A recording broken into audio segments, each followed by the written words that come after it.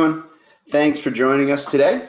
My name is Jim Coppinger with ZenTek Consultants, and today we're talking about using tools inside of Bluebeam Revu for CAD. So thank you all for taking the time to join. For those of you who haven't worked with us before, we're ZenTek Consultants. We're a premier Bluebeam and Microsoft Cloud solutions provider. We specialize in working with AEC firms on all their technology needs, all the way from your CAD systems and implementation and structure of your day-to-day workflows through advanced takeoff and estimating with Bluebeam and other products. So anything that we can do to help you guys as far as your technology in the AEC world, we're here, and we'll hope you'll keep us in mind and reach out. So for today's presentation, we're going to talk about Bluebeam Revu for CAD. And it's got a little bit of what I refer to as middle child syndrome. So there are three versions of Bluebeam. There's the standard, and that's the base version that most everybody has. There's the extreme version, which the power users have, which has all kinds of great advanced tools and functionality.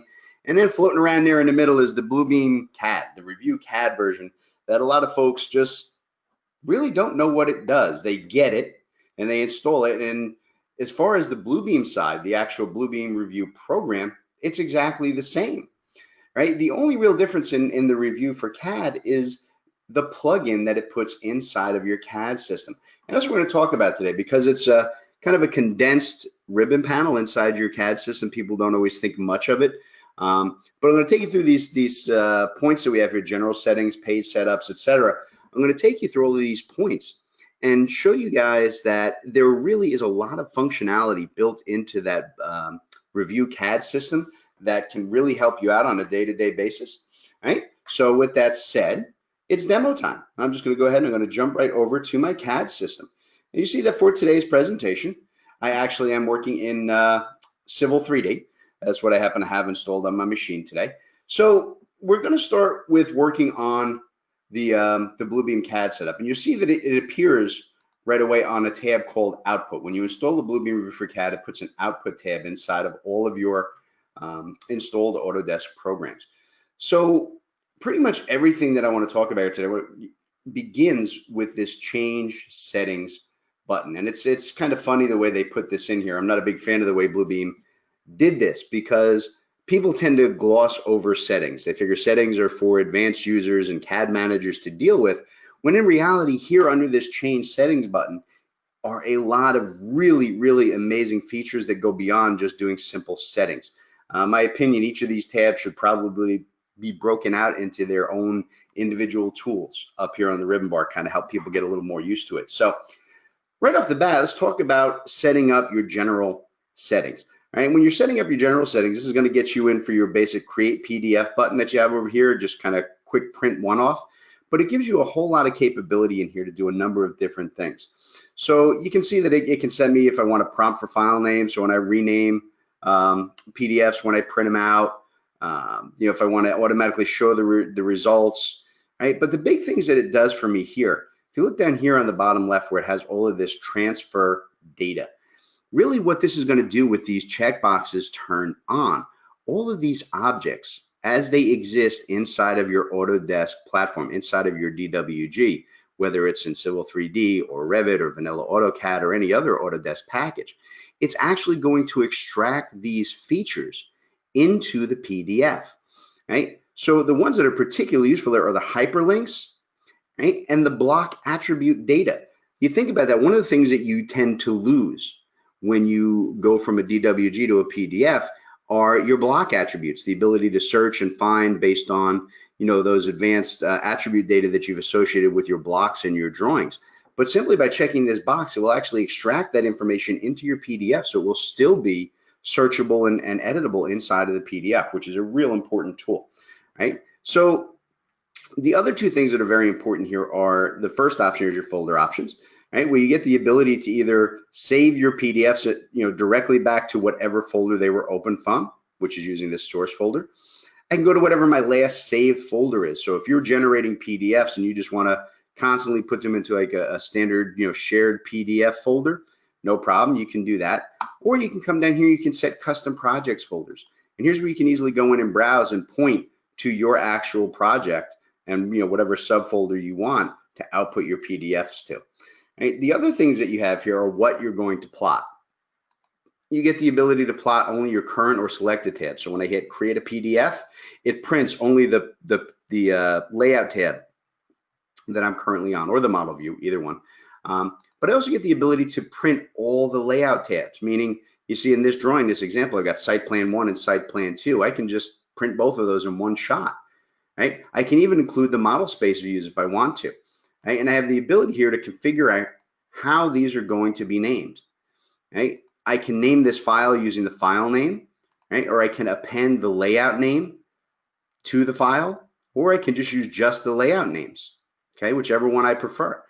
Right, so those are the settings that I'm going to get when I either create file here or use the create PDF button out here on the ribbon panel on the left. All right, so just to show you before we get into the other stuff, I'm just real quick just going to go ahead and create a file, right, using those default settings. You see, I'm just going to drop it in. It's using the folder that I opened from. I'm just going to go ahead and save that example1 PDF. That's the name of my file right now. So it's just going to call it example1 PDF. Takes a second, processes the PDF. Right? So this is the basic level of use that most people get involved in when they're dealing with the Bluebeam Revu CAD PDF structures. Right? They go ahead and they actually use it just for printing a Bluebeam-based PDF. So it doesn't really take much time. It's not a lot of effort, and pretty much all of us understand basic plotting outside of a DWG. Right? So we're okay with this concept. So you can see just like that, right, inside of Bluebeam, right, I was able to go in and generate a PDF, and you see it added both of my layout tabs, right, into this PDF as individual sheets. Right, so I'm just going to minimize that down for right now. So going back into that change settings, the other thing that we get to do next is we can go through and we can set up page setups. Right, and this is great because we can handle it in a number of different ways. So you see right here, I can set the native AutoCAD page setup, and what that does is when it prints the PDF, rather than asking you for values, it's just going to print to the page size and the layouts and the scales, right? All the options that are currently set for this layout tab inside of the AutoCAD drawing. That's an easy one to use, right? But you can also go through here and you can build. Notice there are a number of standard out of the box AutoCAD, D size, E size, right? Predefined ones that you can use. Right? But I can also go in and I can use custom ones. So on the fly, I can actively change page sizes, right? What plot style tables I want to use. This is just like the plot dialog box that you have inside of your AutoCAD program. Works exactly the same way. The other thing that I can do is I can actively go in and I can import page setups from other drawings. So if I have standard, drawing templates, or drawing files from another company and I need to print these PDFs using their line types and their line weights and standards, I can just import and it'll show here in the drop down whatever the named page setups they have in those documents. So I can easily use anybody's plotting parameters. Okay, simple way to work with that. PDF security. This one can be really, really useful, but it can also be really dangerous. I always like to warn folks. So I can actually come in here and I can set passwords. I can require a password. If I need to secure this document, I can require a password for anybody even to be able to open this PDF, okay? Or maybe I don't mind whoever opens it and looks at it, but I do want to be able to control whether or not they're allowed to print, whether or not they're allowed to change, copy, or extract objects. I can even set it to say, hey, I don't want people taking my document and using it for design purposes, so I'm going to force them to print to very low resolution. Right? And they see here, I can go in and tell them I'm only going to let them fill in forms, okay? Or they can, reorder pages, but they can't extract pages. I've got all kinds of controls here. Or I can just simply say, look, I don't care who you are. You're not allowed to print this. Without that password, you can't print. Right? Without that password, you're not making any changes to this PDF. Now, like I said, that appeals to a lot of folks. They like that idea, but here's the warning, Russ. It can be a little bit dangerous. Here's the thing. Once you put that password in and save this file, make sure you don't ever forget that password, because neither I nor Bluebeam nor anybody else on this planet is going to be able to recover that PDF for you if you forget your password. Right? And it's very simple to say, oh, I know what the password is. I use, ABC123. That's my password. You remember that today, but if you need to go back to this in 18 months, are you going to remember what you used? Okay, so just be careful about that, and at the very least, write it down. Keep a record of that somewhere, somehow. So one of the other things that I find really, really useful when you are working with the CAD version of Review is that, one of the things that people spend a lot of time doing inside a review file, right, is they actually spend a lot of time going in and creating bookmarks, right? Name set up bookmarks like this. And you see I already have it because I already had it turned on in this example drawing that I was doing. But people spend a lot of time actually manually putting together these bookmarks so they can jump, right, from drawing, to view, and kind of structuring their project to make it easy to navigate, right? That's something that we spend a lot of time doing on the Bluebeam side. But the great thing about this is that you can automatically have Review CAD generate your entire bookmark structure for you as you print. Right, so you see here I can come in and say, look, so I want to grab, the drawing and the layout, okay, right, just the layouts. So you see it won't take the models, right? But I can also take the drawing and the layouts, because the other thing that I'm doing here, right, is that I have the ability to go in when I do the any one of these, right? I have the ability to go in, and for some reason on this page it's not letting me do it. I think because I already have it done. There it is, to create. I'm sorry, I have to click something first. To go in and create a custom bookmark. So what does that mean? So you see here I've got site plan page 1, right? Site plan page 2, right? I'm saying how I'm going to name that, right? So now when I go in, you'll notice that underneath these I have this area called title view. And what I did here is I created, just by coming down and saying, look, I want to go in and I want to create a snapshot view. This lets me select areas of my drawing and give them a name so that they'll appear in the bookmarks, right? So that people can just click on the bookmark and zoom to that region. So what do I mean by that? So I'm going to come here and say I'm going to do a snapshot view. So I'm going to pretend for a minute, right? And I'm just going to give it a title, and I'm just going to call this Detail 1. Right, so think about this in terms of printing a PDF of a construction detail sheet. We got 30 or 40 details. Right now I can just go in and say I just want to get a rectangle. Now this drawing really does not have a detail on it, but I'm going to pretend it did. And I'm going to pretend that, right down here in this area, this is the detail that I want to go in, and that's detail 1 on my drawing. I'm just going to draw that square, and you see it keeps the coordinates of where that is on this detail, all right, or on this site plan 1 sheet. And I can change it, go to site plan 1, site plan 2, wherever I want it to be, right? And just say, okay. But now you see I've got the title view, right, which is one I created that shows the title block of each border down here.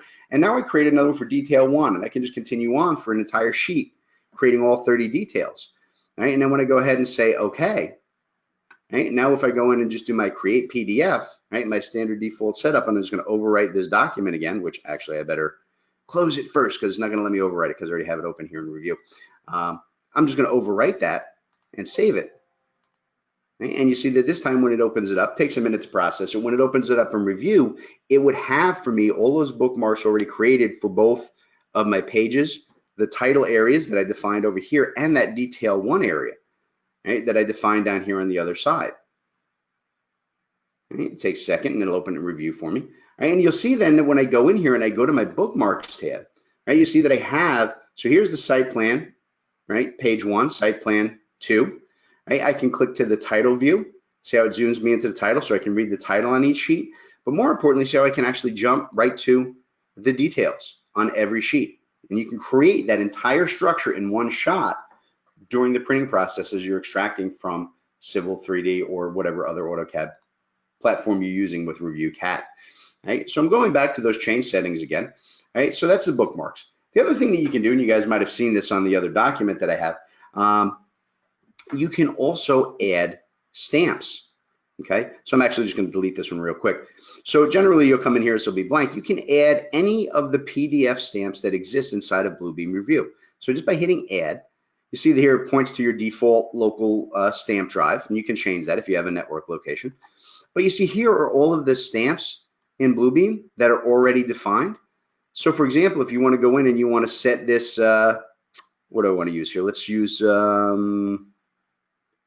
preliminary, okay? And you see there's the preliminary stamp, and I have control over it. How do I want it to display, right? What angle do I want it to be? I want it to be at a 45-degree angle, right? And I don't want it dark. I'm going to kind of bring that down to like a 50% opacity so it becomes kind of a grayed out halftone, right? I even get to choose where that is going to go. I can actually just click in the drawing and say I want it to appear starting right there.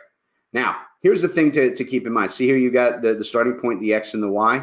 right? But the big thing to keep in mind here is the size of your stamp. See, this is only a 3x1 stamp, right? Now Bluebeam will let me actually go up, and I can bump this up as far as double its normal size, right? So it actually will become a 6.5x2. But if you actually want to create, and yeah, like I said, this is a stamp in Bluebeam that was designed for an 8.5x11 sheet. That's why it's the size it is. But you can easily go in at any point, click Edit Stamp, and you see it'll actually open up the stamp in Bluebeam for you. And you just need to go in and change the size of the stamp, make it bigger, change it, adjust it, right? And then save the changes, which I'm not going to do. Right? So I'm just going to leave the size that'll look a little bit small for this, but it'll give you the idea that I can add stamps, preliminary, under review, pending, on hold, whatever I need to do, right? And then when I go ahead, and again, I'm just going to go ahead and create that file, and you see it'll create that PDF for me just like it did earlier. I'm just keep overwriting this example one. And yep, I'm going to overwrite that again. It takes a second to process it, but it will add that stamp at the location I selected. And like I said, if I need one for 24x36 borders, I'll make that stamp, maybe 12, 15 inches long so that it's, big enough to really show. For right now, it's going to be a little small, but you will at least see it in the PDF itself. All right, so you see there it is. It put the stamp in there for me. All right, so it's already in place. I can work with that, and it's on all the different pages, right, that I have. So as I go through from site 1 to site 2, oh, I'm sorry, I only told to put it on one sheet that time. I do have the option as I'm doing that to actually put that on multiple sheets, and I just didn't select that. So that's setting. Going back to the stamps here real quick, right? That was actually, if I go in here and I modify, I have the ability, right? See, I'm doing on layout tab 1, or I can actually set it to do all layouts. So we'll actually put the same stamp. If I got 30 or 40 layout tabs in my drawing file, not a problem. It'll actually put that stamp on every one of my drawings, right? So that's how you can go in. You can set stamps to all your setups. The other thing that you can do here, right? And again, I'm just going to delete the one that I had in here, is you can go in and you can put file attachments directly into your PDF. In other words, if I'm going to send them the PDF, but I also want to include an Excel spreadsheet, right, with a link, that they can open up as part of that PDF in one option, I can easily just go in and say add and browse to a file name. And I'm just going to go out to my desktop here. I believe must have an Excel spreadsheet out there. Yeah, here, I'm just going to grab this, this activities fix, right? So I'm just going to connect that file, and it asks me where I want to put it. And I'm just going to go ahead and say get point. And I'm just going to link it right here on site plan 1, right in that spot. Okay, and that's where it's going to put it, right? And I'm just going to say, okay. Now, again, when I go ahead and create the file, again, it'll take a second. I'm going to overwrite that same example file just like I did before. It's going to actively create a link, right, a connected file inside of the PDF, so that when I send someone that PDF, that Excel file is attached and embedded directly inside the PDF. So all they'll have to do is just click to open it. They don't even have to have access to it. So even if that in there, you can see how it actually put the file, here it is. The whole file itself is actively here inside of my PDF. So even though it came from my desktop, they'll still be able to open it. I embedded that file, and it can be any file type, doesn't matter, right inside the PDF itself. All right, so I can actively connect and link files directly to that, okay, which is another huge benefit of working with the review tools here. So the other things that I can do here is I can add digital signatures, right? So you see that it's very easy for me to be able to go in. I'm going to leave this one on here. I already have one up here and just go modify it. And you see that what I did here is I just went in and I just named it, right? And I said it's going to be my signature field, and it could just be general signing engineer, surveyor. But the great thing is that I get to pick where I'm going to put this signature on my plan. So it's easy to go get a rectangle, and I can just zoom in and say, hey, this is where the engineers sign, and their actual signature will go right there on every PDF, okay? And you see right now I've got it in site plan. I can do the same thing for site plan 2. I'm just gonna leave it in site plan 1 for right now, right? And the great thing about this is that now I can go in it and I can add more. So if I've got multiple signers, if I've got some signatures are gonna be here, then maybe the surveyor's notes are vertical over here where the surveyor signs.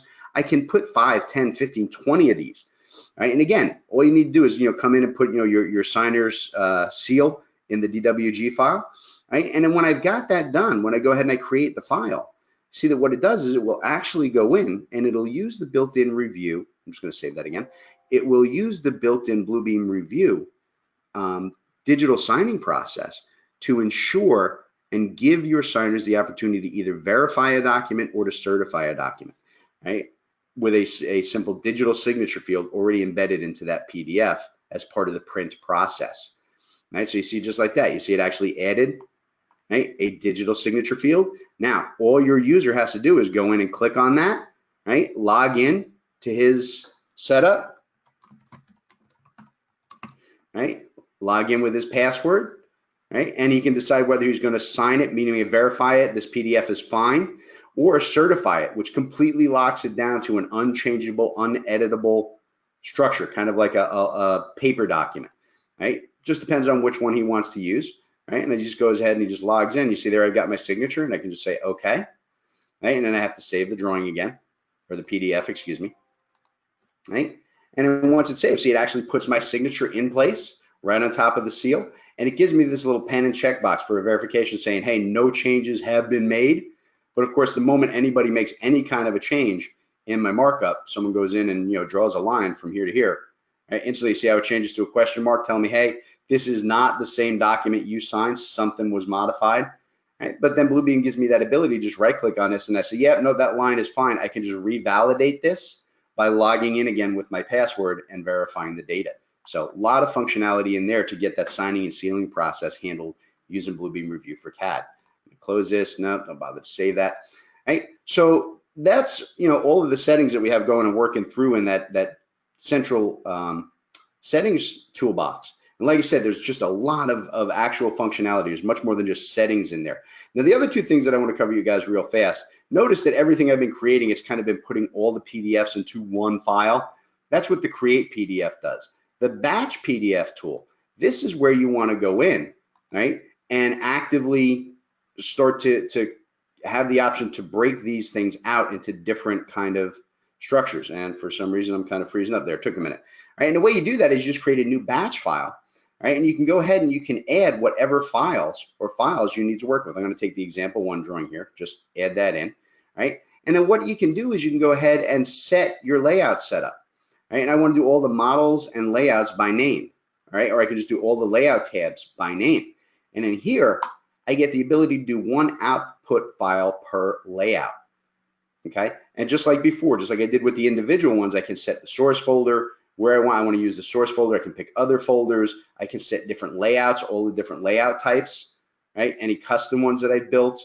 I can add entire folders. If I have a folder of 600 DWGs that I need to plot out, each one having 15 or 20 layout tabs in them, not a problem. I just pick the folder and any subfolders in one shot and let this process, okay? So you see when I go and I run this here, since I'm doing one output file per layout, I'm just gonna process that. I just set it up and I see it showing me, now I've got two. It's gonna do Site Plan 1 PDF and Site Plan 2 PDF. It's gonna take each layout tab from my drawings and make them their own individual PDFs, right? And then from right there, I can just go ahead and run that batch convert, right? And just, yep, say I could put file name prefixes and suffix. So if these were going to, these were the contractor copies, I want to put contractor as a file name prefix and just go ahead and start those. And you see over here, it takes a second, it goes through and it's going to process every single drawing and every single layout tab in every single one of the drawings that I've selected in that batch setup. One of the other things that's nice about that is that I can actively save that batch process. So rather than reselecting the drawings every single time, all I have to do is just reload that batch process, right? And then I'm able to just rerun that 150 drawing set with a single click of the mouse rather than having to reselect and reset all those settings every time, okay? And just like that, I'm not going to save the batch, but you see here I could save that batch file so I could use it again next time. It would come up already set like that. I'm not going to bother to do it right now, but it will show you if I go over and I'll show you where I save those files. You'll see that right now, right? It literally just this minute, right? It went in and it created for me. Well, maybe I didn't do it in the same folder. I thought I did. I didn't do it in the source folder. Sorry, I sent it somewhere else, but it did. No, there it is. There it is. Sorry. It's got contractor site plan 1 and contractor site plan 2.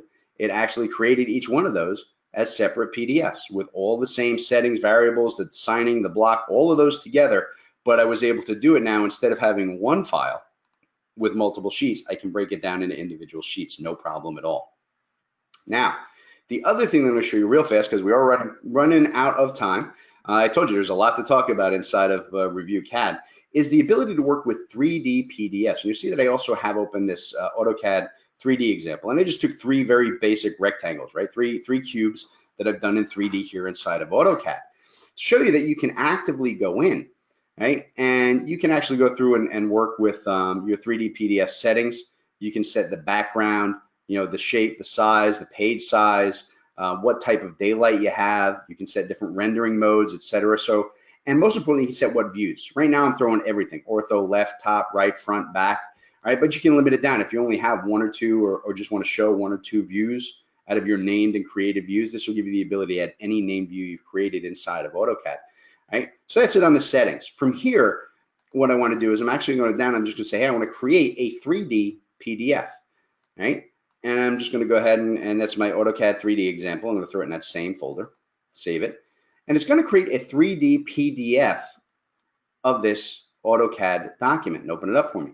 And you see what it actually did. This is a 3D PDF. And you see those are my three boxes, all fully rendered. But you see they're actually inside of Bluebeam Revu. They're actual 3D models that I can zoom in, pan, rotate, right? Handle everything that I need to. Right? I can even click on the individual objects and get any of the metadata that goes with them. Right? Now, to show you along with that, I really just want to show you real quickly. I've got this other one. This is an actual, I don't have Revit on this machine, and it would probably take me a little too long to show you anyway. But this is an actual Revit model, right? That was generated right out of Revit as a 3D PDF. And you see they have the ability to actually go in and set different views and even turn on and off and isolate to show individual objects. So you see here I'm showing just the ductwork, right? And I can add markups and comments and all the other tools that I can work with inside of Bluebeam.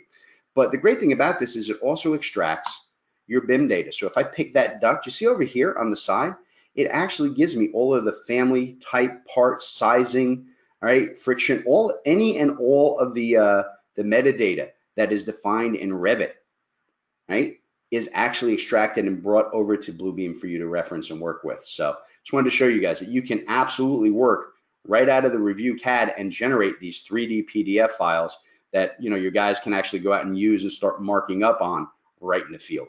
Immensely powerful stuff. So with that said, we are just about out of time. So I'm going to, if I can find where there it is, my PowerPoint is. I'm going to jump back over to the, somehow I closed up my PowerPoint. Sorry about that. To my PowerPoint slide, right? And I want to thank you guys for joining us today. And if you guys have any questions at all, my email is up here on screen. You can reach out to me. And if you guys are interested in actually purchasing Bluebeam, you can reach out to sales@ZenTekConsultants.net. And I want to thank you guys for spending the time today. And I hope that everybody has a wonderful day. Thank you.